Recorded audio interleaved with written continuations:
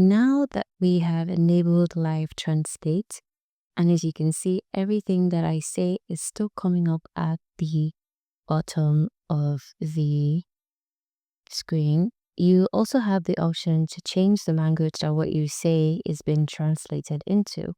To do that, you're going to come to the right side of your screen.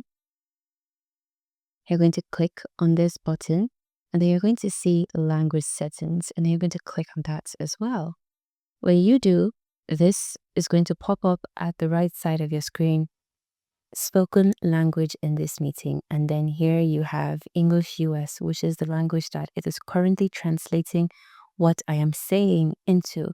When you click on this drop down arrow, you're going to get an array of options, different languages that you can change what you're saying into, or you can get Microsoft Teams to translate what you're saying into other than English. So you could click on Arabic, Bulgarian, Chinese, any language of your choice. Now, this is how you enable Live Translate for multiple languages.